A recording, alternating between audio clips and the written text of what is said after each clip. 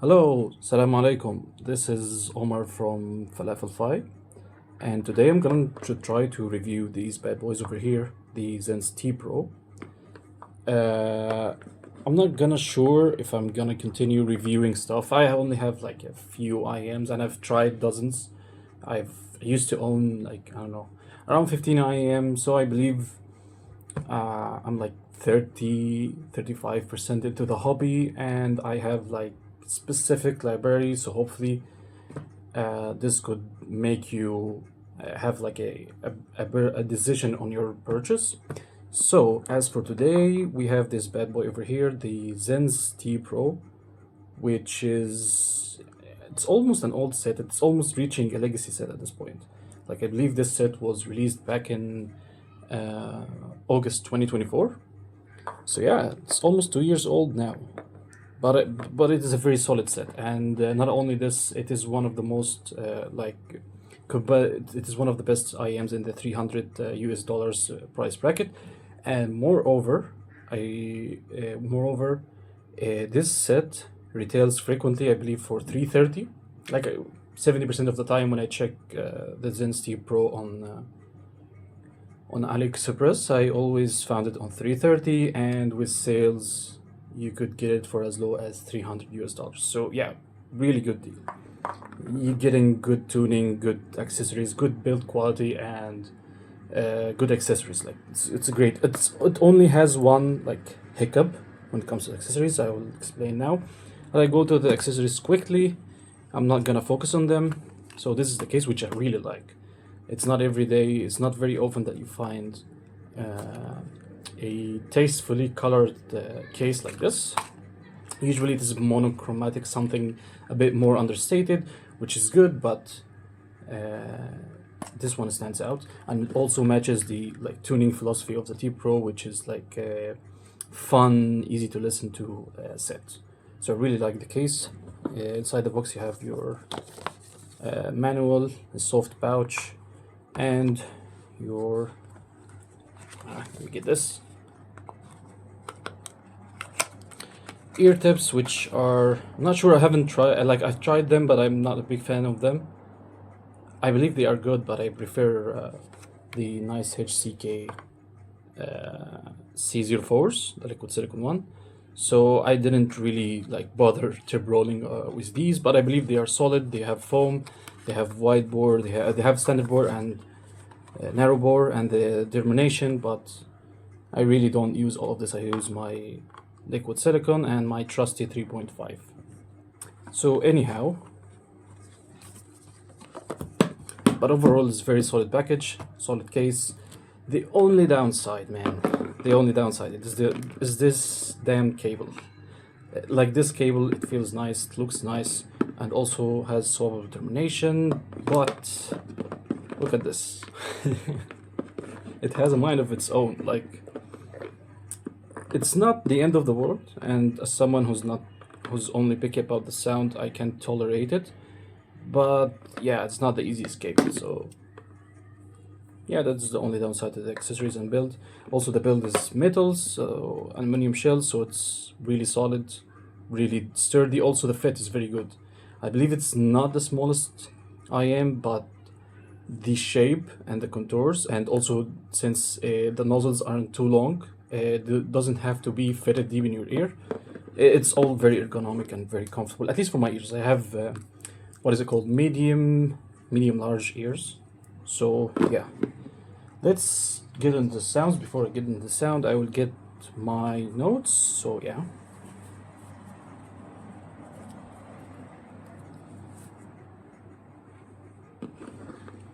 okay, here are my notes. Okay, I'm not sure if I don't have to put it here. So, the XENNS Tea Pro, how does it sound? If I had to describe it in just a single, or have to, what is it called, liken it to something, I believe the Tea Pro reminds me a lot of like plain white chocolate. It is tasty. Almost 80% of the people will love it. But at the same time, it's not that special. Like, it's not like a 80% or 70% dark chocolate, which less people will prefer, but those people will really love it. However, the plain chocolate, everyone just, you could argue that 80% of people like just plain well tempered, good amount of sugar, plain white chocolate. So this is basically the Tea Pro. So let's get to each section one by one. Okay, as for the base, it has good mid base. It has more mid base focus. So by that means that usually if an IEM has a sub base boost, it will look like this, but the shelf here is more like this. If we're assuming that this is the 200 hertz region, it had like this. The mid base is almost in line with the sub base.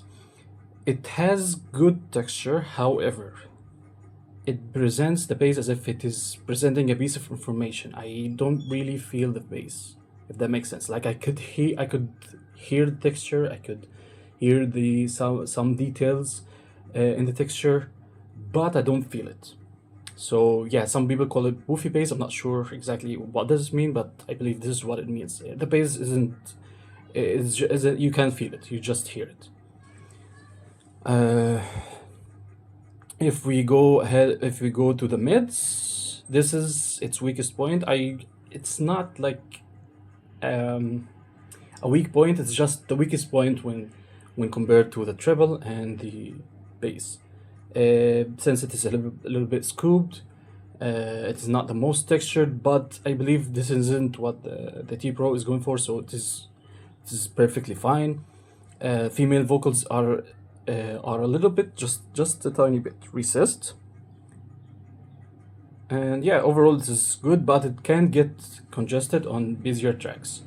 So in the tracks section, which I will go into in just a minute, you will see that very busy tracks, this isn't the set, this is not the most technical set.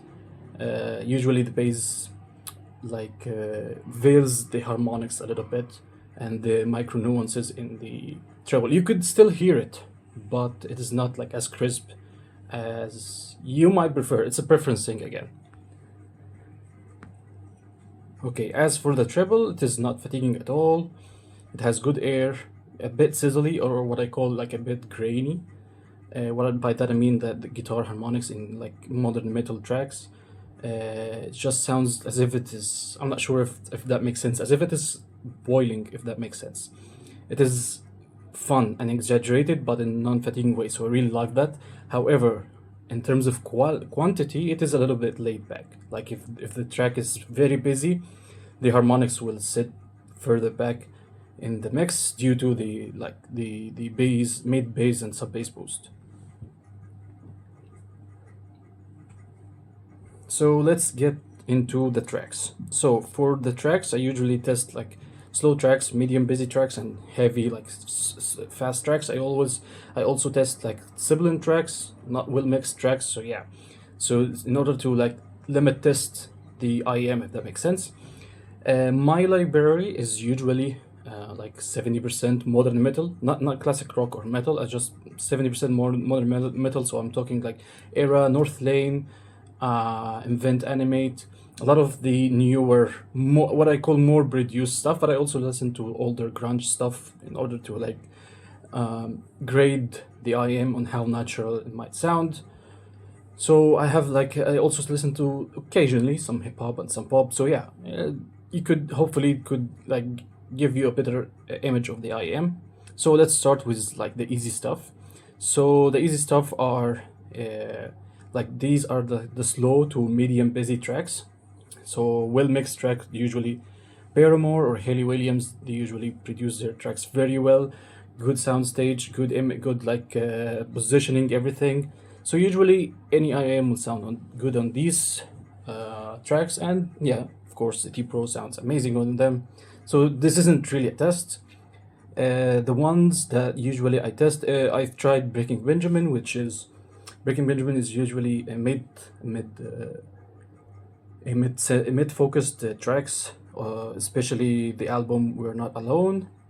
So it like while it tests the resolution, especially in the mid range, it doesn't really limit test the whole IEM, since the treble and the bass isn't really utilized a lot, so it isn't really tested a lot. So yeah, but I usually test it for like how the mid sounds, how thin the vocals are, and how like the rhythm guitar sounds, and it performs well on this and on Breaking Benjamin, especially We Are Not Alone album.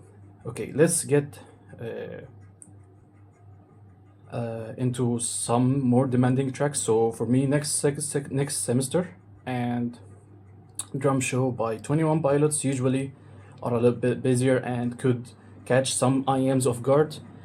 The reason is both of them starts with like like with emphasis on kick drums and mid bass, and with like a lot of guitar strumming, so the harmonics are engaged and the vocals kicks in the middle. So it is, I wouldn't call it the busiest tracks, but it is medium busy tracks. And usually if like the IEM isn't detailed or like has some area where it is lacking, especially mid bass, those two tracks usually catch it, but not with the T Pro. It will sound amazing on those tracks. So yeah, for slow and medium to busy tracks, it sounds amazing.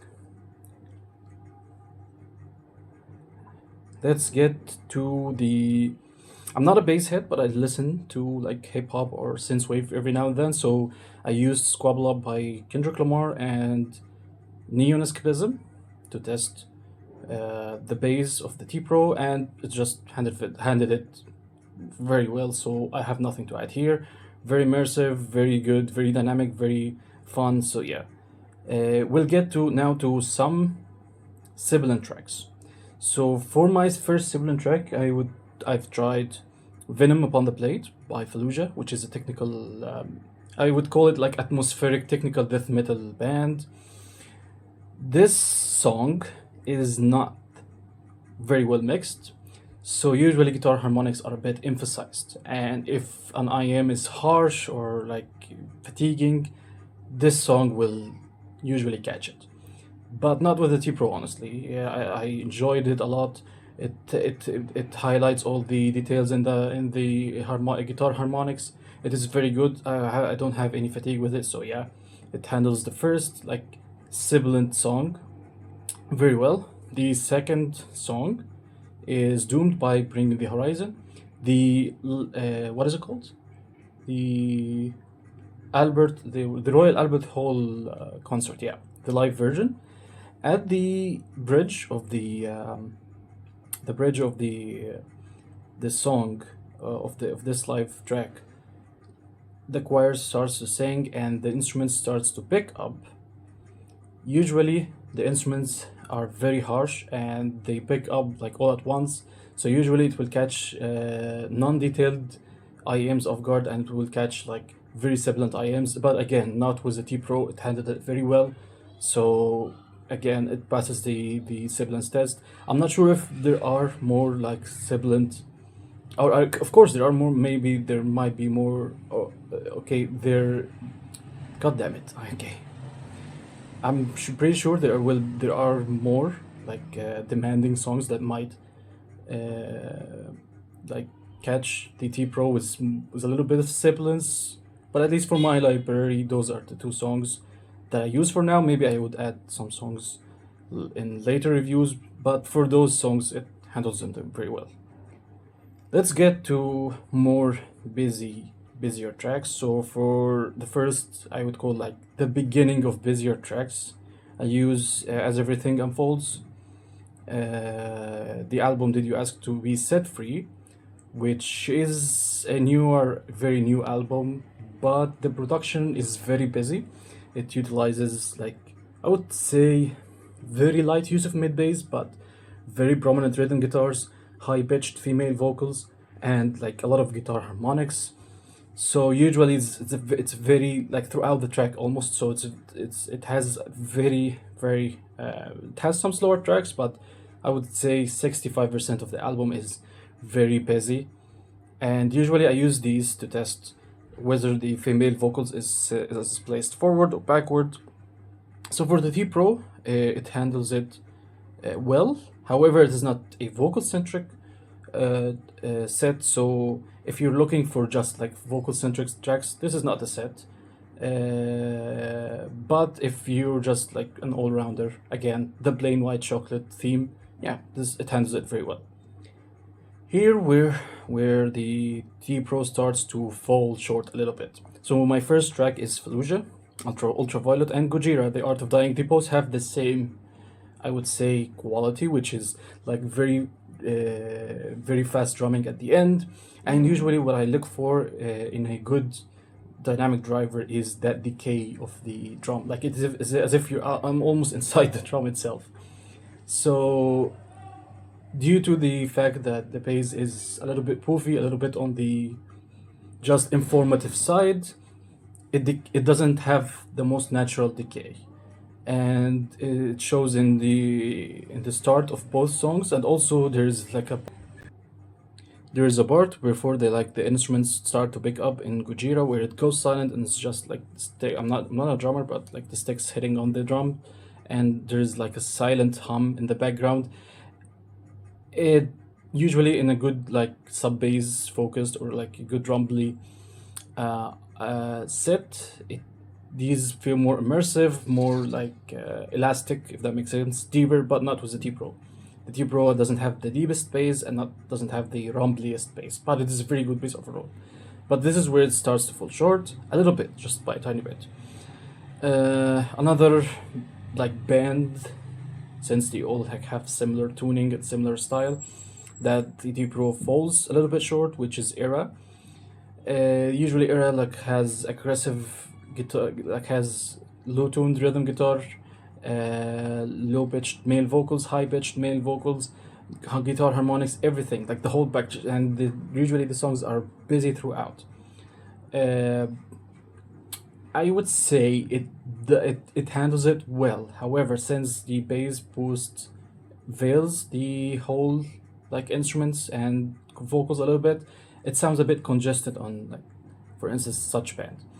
So yeah, usually when I think of metal or modern metal in specific, I think of a little bit of mild V-shape approach. And since the Tea Pro sets it slightly above mild V-shaped, it starts to get a little bit congested. But if this is not your focus or anything, you just listen to these tracks every now and then, or like not very often, it will handle it very well. So yeah, this is just a very safe IEM. It handles everything well, in my opinion. You can't go wrong with it. So let's get to some comparisons. Oh my god, why did this one disappear? It's okay, let's duplicate this. Okay, we're back. So versus the AFUL Performer 7, the AFUL Performer 7 has a tighter mid bass. I wouldn't say it is more like impactful. You cannot feel it as much, but it's very tight. It feels, the kick drums, it feels a little bit tighter here. I prefer the mid bass presentation of the Performer 7. I used to have the Performer 7, but I sold it, so I cannot like show it right now. The Performer 7 sounds a little bit artificial, but again, we're talking about almost $100 difference, so I wouldn't call this like a major flaw. It is more fit dependent. So here, since the nozzles aren't too long, you can fit the Tea Pro easier. I'm not sure about like smaller ears. I have like, again, medium large ears, so for me it's easier to fit this and get the intended sound than the P7. Not because the P7 is not ergonomic or anything, but just to get the intended sound of the AFUL IEMs in general. It needs a lot more tip rolling and a lot more testing, like which insertion depth brings the most out of the IEM. But since it is ergonomic and very small, it just takes a little bit of work, but not a lot. Like, it's not a huge issue at all. It just needs a little bit of tip rolling and testing with the depth insertion depths. It does almost have the same performance. So when I test like busy tracks like technical death metal or stuff like this, it is not lacking. It presents all the details and everything, but it is ever so slightly behind the Tea Pro. The Tea Pro has a little bit more like grainy treble, the harmonics a little bit more like defined, if I would say, and it doesn't have that like occasional metallic timbre or like artificialness like the B7, but again, it's just almost $100 USD difference between both. So this is a very good deal. This is also a very good deal. I love it. I love the how it looks. I love the metal build. So both are very good. Let's get to the first set that I currently own, and I A/B tested it a lot, which is the AFUL Performer 8S. So the AFUL Performer 8S is a little bit more expensive, but again, with coupons and everything, you could find it for, I believe you could get it easily under $350 US. This one is more immersive, has a lot better, deeper bass, has more like better rumblier bass as well, has like a better decay. It just feels more immersive, especially with the vents open, since it has 2 modes. It has way better mids. I wouldn't say way, but like noticeably better mids. More weighty, more detailed, so rhythm guitars. So for instance, Kujira, what else? Meshuggah. I remember Whitechapel. Usually these bands utilize these low-tuned rhythm guitars a lot, and it's just a treat on this set. However, the set has a major flaw, which actually I put it here, is that the T Pro works well out of the box with most genres. By that I mean the AFUL Performer 8S has a bit of a masking effect. So if we say that this is the treble, the Performer 8S has a bump over here at 7 hertz. It also has a little bit of a bump over here at, I believe, 6K. Yeah. Those two qualities actually masks the whole like spectrum a little bit, and it will make the IEM fall short, get overwhelmed in some tracks, since because of the masking effects. So I believe this set needs to be EQ'd somehow in order to reduce both the 7 hertz peak and the 6K peak. It's not sibilant, it's just gets in the way of the other instruments. So if you don't want to fiddle with the IEM, don't want to do anything, tuning or anything, just go with the T Pro. This is the safer choice. The AFUL 8S, despite being more resolution, despite having more resolution, better bass and better treble, you can only see the difference in some tracks where the masking effect isn't as strong. Whenever the 7 hertz peak gets engaged, yeah, you cannot really hear all the advantages that the 8S has over the T Pro. So if you're gonna go for the 8S, just know that you're gonna EQ it. If you don't want to bother with this, just go with T Pro without thinking. Let's get into another set, which I believe is highly competitive. Usually this set, I believe it goes for like $420 US on AliExpress. That I got it actually for as low as $350. I have it here. So this is the YU9 QUE. So for the YU9 QUE, I believe it is very similar in terms of like graph and like the focus not pushed forward, but the YU9 QUE has a little bit micro nuance in the treble, has more refined treble, has more airy treble. So the result of that is it is very holographic. This set has very good soundstage and imaging, or not really soundstage, just the perceived soundstage, since all IEMs basically don't have that great of soundstage, but the perceived soundstage on the Y9 QUE is just absolutely fantastic. It blows the T Pro out of the water.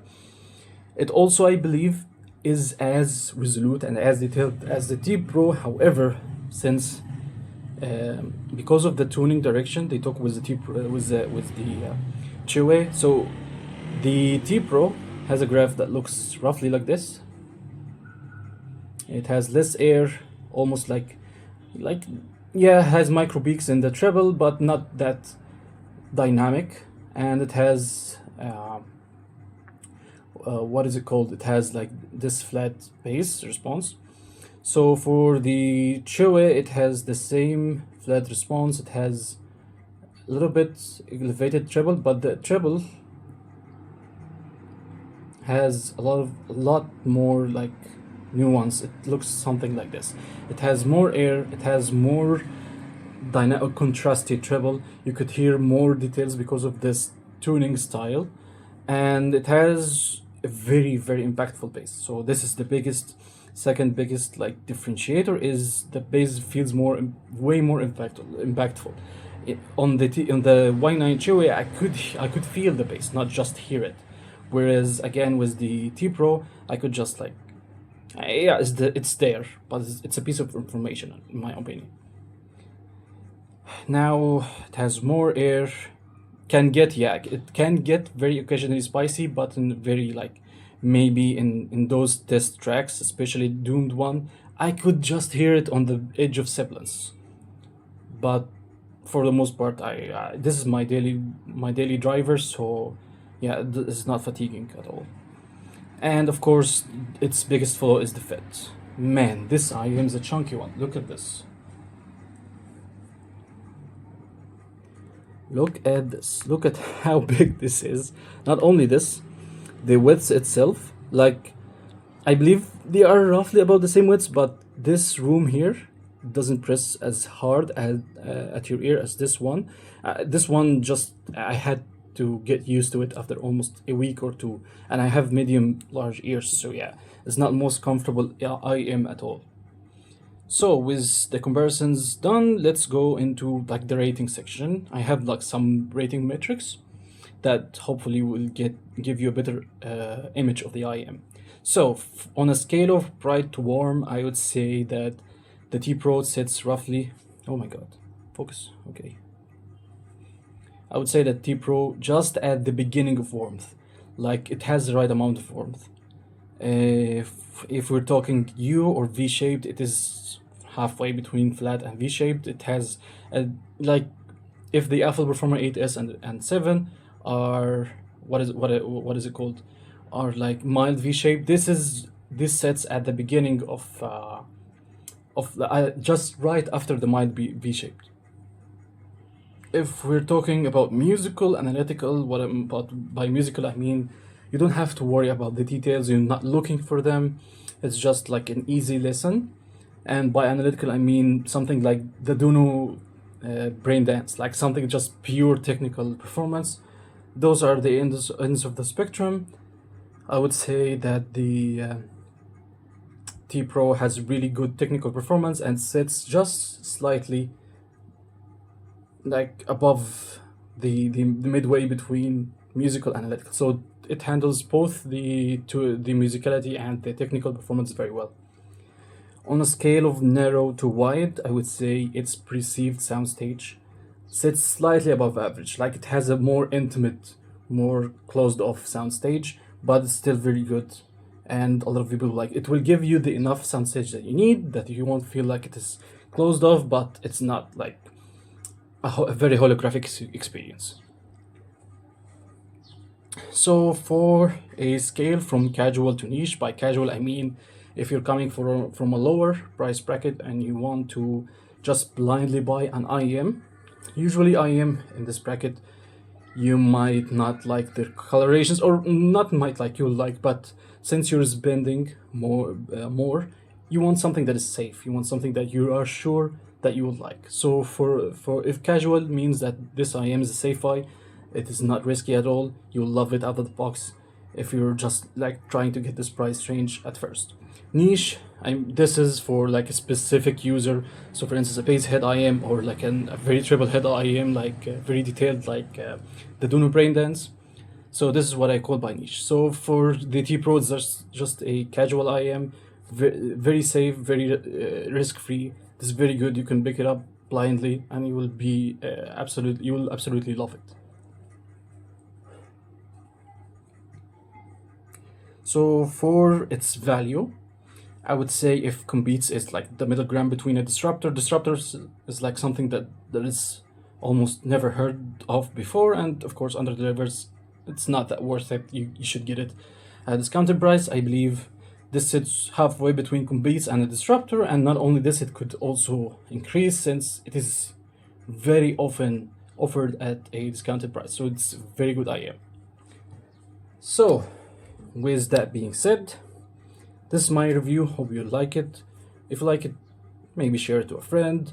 Like, I'm not sure if I'm gonna continue on this, but I have a few IEMs I will try. I will try to cover them and see where where does this get me. But for now, hope you enjoyed this review, and see you in the next one. Bye bye. Assalamu alaikum.